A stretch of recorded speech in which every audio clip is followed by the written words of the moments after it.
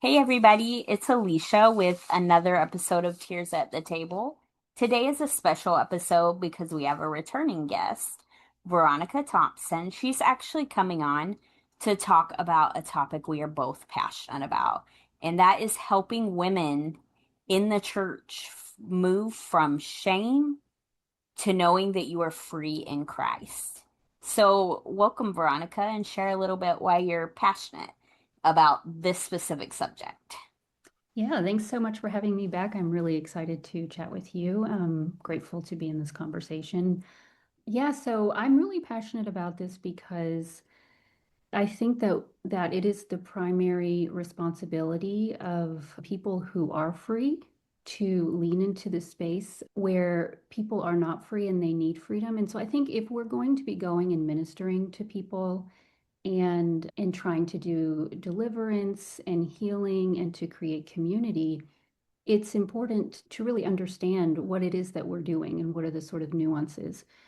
And so I think that when we're talking about shame and freedom, I think it's really important to go back to think about, where did shame come from? And the first time shame enters the world is after Adam and Eve are deceived by the serpent. And one of the things that I'm trying to do right now, so I'm in an intense time of prayer and silence and introspection in my life. I've done so many things professionally, and I just felt God calling on my heart to say, you need to slow down for a moment. You need to take a little quiet time. You need to bury yourself into the word and really, really start to rethink some of the things that you grew up thinking were true that are not true. And when I look back at the story of Adam and Eve in the Bible, I'm really thinking that Adam and Eve were deceived by the serpent. And what happens in that moment is lies are introduced for the first time in a kingdom of truth, because God's kingdom is completely true. When Adam and Eve were in the garden, they understood their identity, they understood their purpose, they understood the meaning of life, and they understood what it felt like to be in God's presence.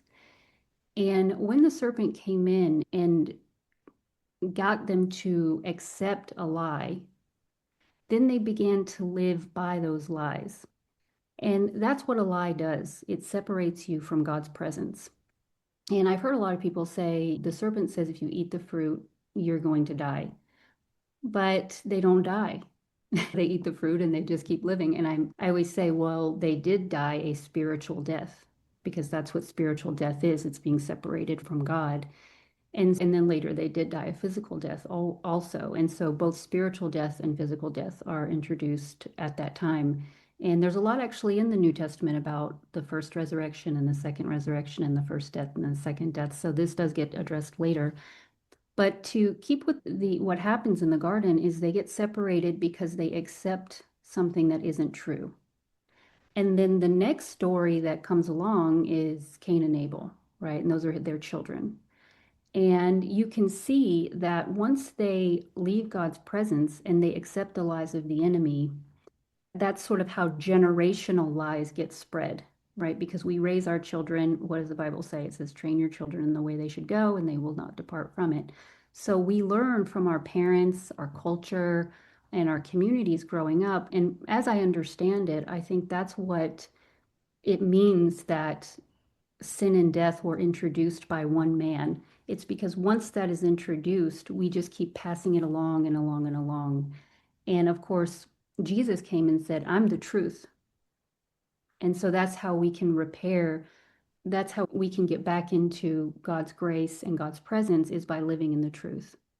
And so shame really gets introduced to people when the enemy gets a foothold and they are convinced of something that isn't true, just like Adam and Eve. They get convinced of something that's not true. Now, some people do it. I mean, Adam and Eve were naive and innocent, but Yeah. they did choose to listen to the serpent. But children, as we grow up, we're listening to our parents, and we begin to accept these lies that are told throughout the generations. And so, as I understand it, shame is when we get separated from God based on based on accepting something in the way that we see the world that isn't true. And freedom comes from a recognition that we have been doing that and and then recognizing what the truth actually is. You answered a lot of questions I was headed towards asking with that. That was a great definition of shame and of freedom. And one of the things within that is, I believe, whether you grew up in a household that was abusive or godly, there are things that are said or done that perpetuate shame.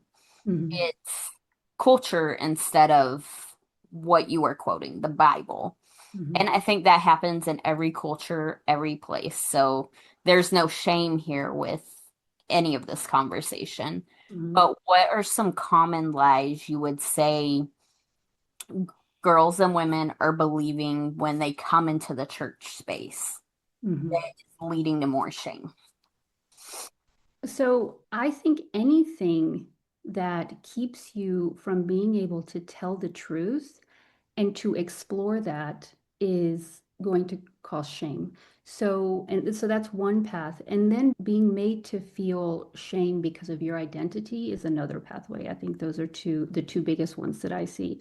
I think that there are a lot of misconceptions about certain things that the New Testament says about women's role in the church. And so I think that there is sometimes some oppression of women in the church and some silencing in a way that is not biblical.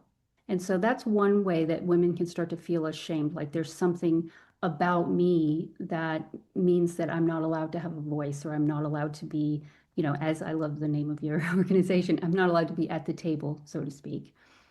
Another thing is, of sort of being forced to not speak about what the truth of your experience is. And I can speak for my own experience, and this is something that I have experienced, whether it's in professional settings or in church settings.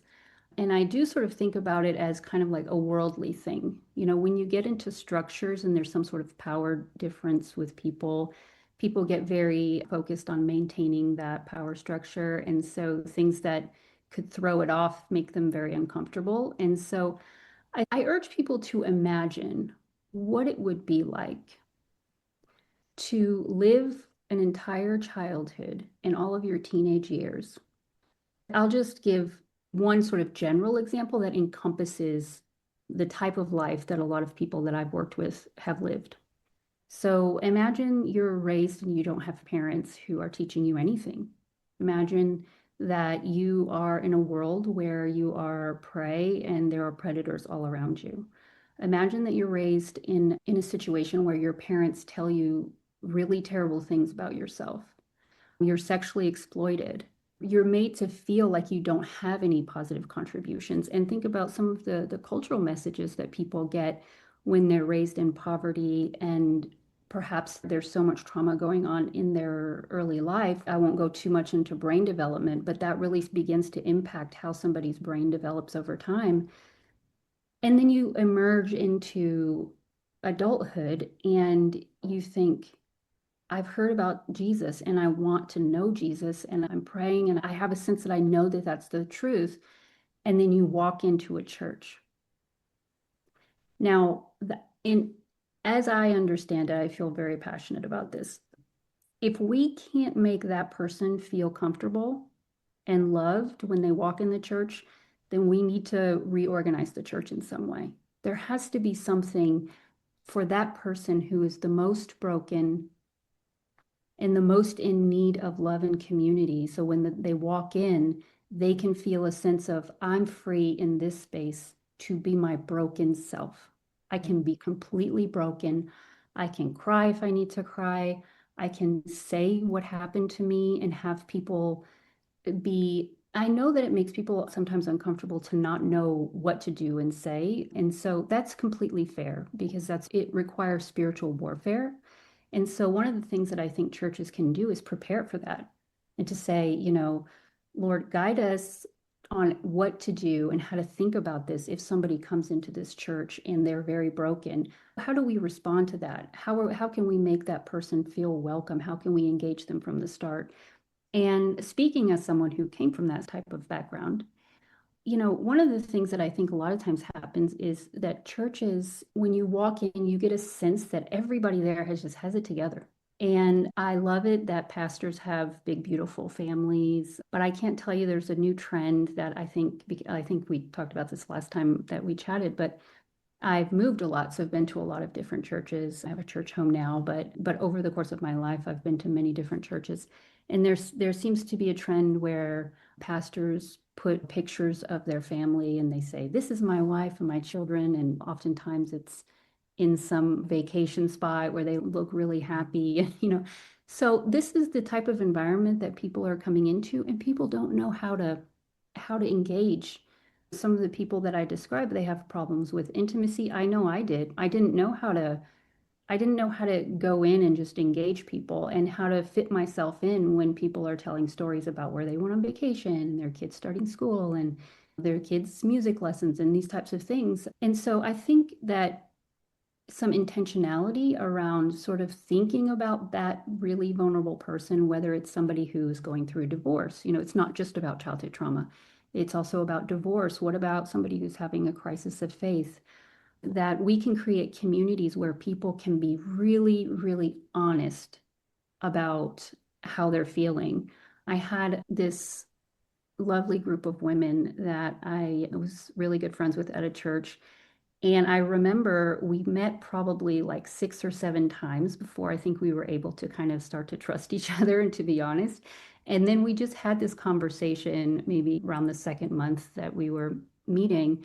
And we all just started sharing what we thought the other people in the group were going to be like. One woman was divorced and she said, "Oh my goodness, I thought that you guys were all going to judge me because I got divorced and remarried. And so I kept on being so nervous to say he was my second husband." And we just sort of went around and it was sort of things like that.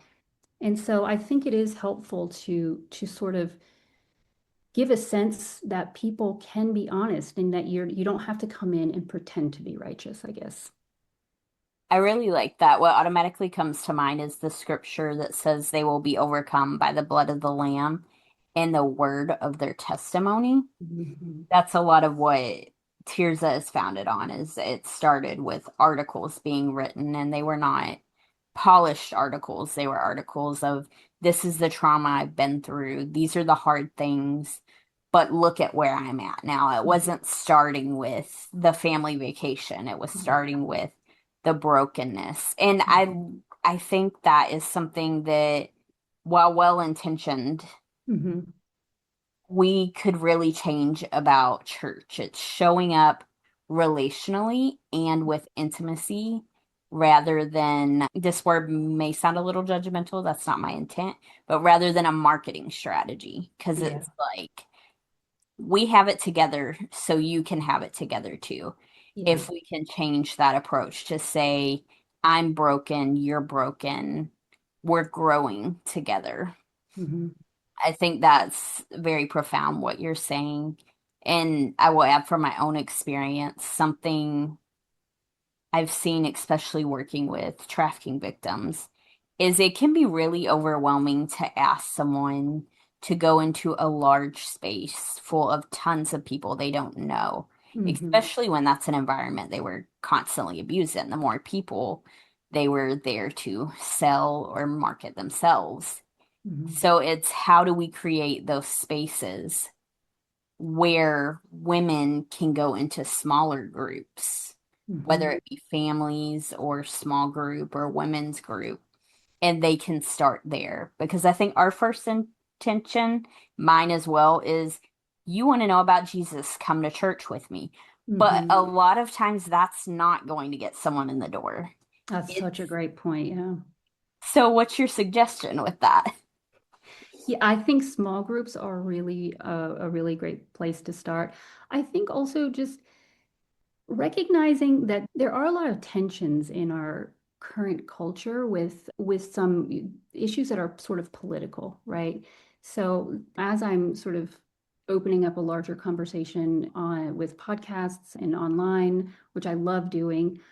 But I recognize that there are a lot of Christians who are very anti-therapy. I just saw one that they were saying we don't believe in that. We believe in going to God for our problems. And then you have, like you said, a trafficking victim or somebody who's been in therapy their whole life because they were in child protection services when they were very young and they really need a therapist. And or, my brother's a war veteran. He has PTSD and he had to get over that idea that he shouldn't need help. And so we're not in the kingdom of heaven. It's not, therapy's not perfect, just like churches aren't perfect, and that's okay. Hopefully, in the kingdom of heaven, we'll have faith and healing in one space, and I hope we can get to that in my lifetime. But I think just recognizing that there are these sort of messages out there that sort of say you're righteous if, and then fill in the blank. And just like that group of ladies where we were sitting around talking about all of the things that we thought we were going to get judged for and Yeah. that were so hard to bring up. And that once we did that, oh, it was so powerful. We talked about very in-depth things about our own lives. After I shared my story of trauma, she said, I have somebody who I would love for you to chat with. And so it just grew out from there. And so it can be so powerful. But I think that what you said is really the one of the major things that we can do, that we can start in small groups, Yeah. but that those small groups, because in terms of the marketing strategy that you mentioned, I think that it's I think a lot of churches will tell you straight out that their marketing is very important to them and they want to grow a big giant mega church. There's nothing inherently wrong with mega churches, I don't think, or large churches, but they can be problematic when the pastor is very disconnected from his flock, because I think he's supposed to be shepherding people. And so I would say that the small groups, but to have some connection, some sort of theme that people are working through. And I talk about this sometimes with therapy, that sometimes therapy can be a bit re-traumatizing because those traumas and those difficult things that you went through, whatever it was that has shame attached to it, the shame comes from the secret. It's something that broader culture tells you you're not allowed to say, or that it's a weakness you're not allowed to have. But that this is a place where we can openly talk about these things, and there are no secrets and there's no shame here. I really like that. And I think that talks to, and we may have talked about this in our last conversation, about the gap from therapy and shame and Hmm. overcoming that to the gap of learning to walk in freedom. So you've Hmm. been through therapy, and therapy really is that intentional space Hmm. where you know you have a safe person and they are educated and they're non-judgmental and you work through that. There comes a point where you should be overcoming the shame. Yes. Doesn't mean perfection, but there's usually growth there. And Hmm. from there, working within the nonprofit sector too, it's like, what is the solution to help someone bridge that gap from I feel I have come out of shame and Hmm. want to walk in freedom, but how do I do that now?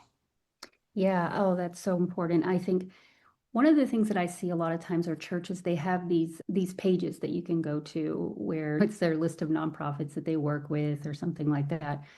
And sometimes it'll be sex trafficking, sometimes it'll be homelessness, whatever the topic. I think that it would be great if those issues were a bit more incorporated into the sermons and the purpose of the people who are at the church. And I would really love to see pastors take some initiative in this area because I think the people are hungry for it. People want to. People are going to church for a reason. They're going to church because they're either curious about Jesus or they know Jesus and they want to do his work and they want a community. And so I think that if the pastor can really open up these conversations and say, hey, we have a group here for survivors of childhood sexual abuse, or we have this group of people who we are partnering with this organization for people who are transitioning out of homelessness. And we would love to see people in the community do A, B, and C. And that A, B, and C can be something that the administration of the church asks directly. What is it that the nonprofit needs? How can we support you? What are the needs? And I think that oftentimes people who are coming out of these experiences can be pretty insightful about what their needs are.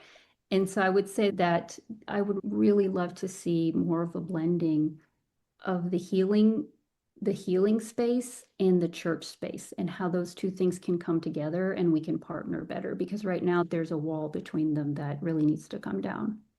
I agree. That's what I feel too. That was really good advice. I think what you're saying is the conclusion I've been coming to is it's an empty space right now. Mhm. It needs built. It's the bridge to freedom and full community because we're Mhm. never going to be perfect, but there comes a point where it's like the story of Elijah is what I've been thinking about a lot lately, and it's he goes into the cave. He just feels beaten up and he's feeling ashamed. He's like, everybody wants to kill me.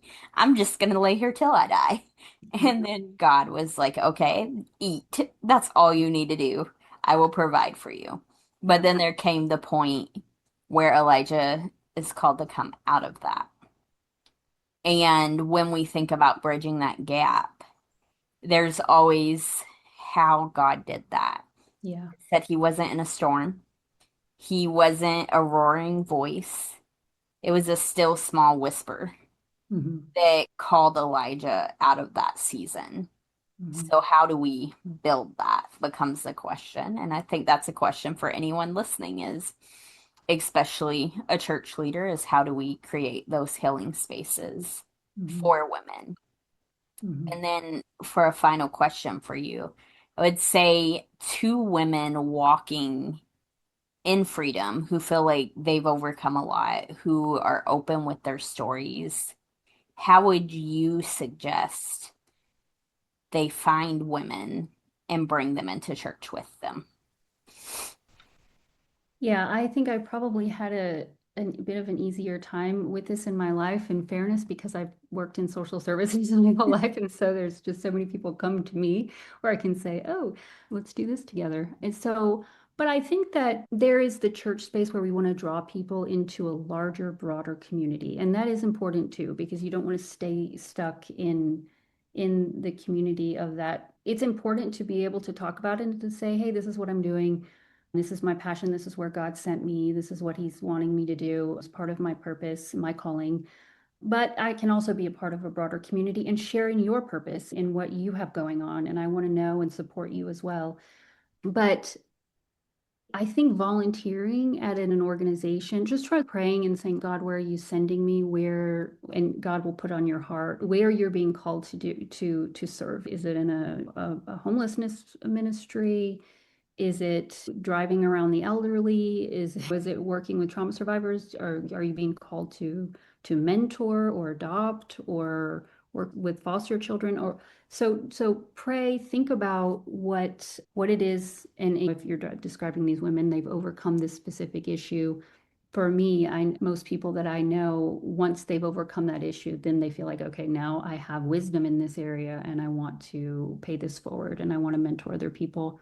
So take what God has given you in your healing journey, and you can volunteer at an organization to try and find people, or you can just do some research. You can just find those people who you're being called to and engage in a relationship with them. And I will say that sometimes there are people that I have befriended who I know are struggling with a lot of the things that I struggled with when I was younger, that I was friends with for 10 years before they came to church with me. So I think bringing people into the church and starting groups there and trying to build that is a wonderful end goal.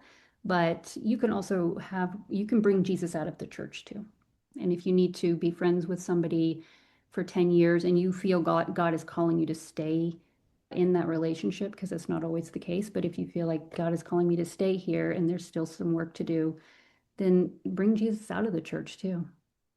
I really like that. It reminds me of there's a girl, her name's Victoria, I met yesterday, and I met her because she posted online and said, if you're a lady and you love Jesus, come have a picnic with me at a park. Oh, that's so nice. It was really nice, and 15 people showed up. Oh, wow. And I think it's taking, like you said, bold steps and saying it's not Yeah. always inside the church. She said she was kind of lonely in church. Everyone Mhm. was older than her, and she wanted to make friends. And she's like, well, I'm going to do something different here. I'm just going to try this. And it bore significant fruit. Now she's in a group chat with 15 women that she did not know before yesterday. And It, that's the beauty of being online. I know that people talk a lot about the sort of negatives that come with the online world and screen times and so forth, which is true. So you have to be careful. But there are a lot of positives too. I think it's much easier to to find people on these types of forums, whether using social media or some of the friend connections or things like that. yeah, and I want to encourage people in that. Like, when I started with this ministry, I'm not the original founder. I literally read about Yelena, the founder, and I said, hey, you seem cool. Can I drive to this other state and meet you? Was that what I recommend people do? Not necessarily, but it worked out really well. And I think part of that is your intent. If you are Yeah. going on the internet and you are looking for freedom and you're Mhm. looking for God and you're looking for fellow women in community, Mhm. you're usually going to end up pretty safe. Mhm.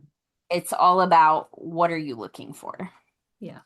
Yeah. And hopefully you're prayed up before you do it. Yes. Because it doesn't always turn out that way, but Yeah, I was gonna say you can do that. You can blanket a bunch of people you're interested in. Just know that a lot of times you're gonna have to do it 12 times before you hit that person who's going to be called to respond to you.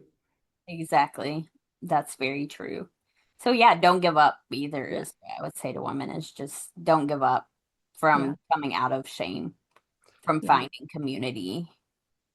And church is God's people at the end of the day. It's Yeah. not a building.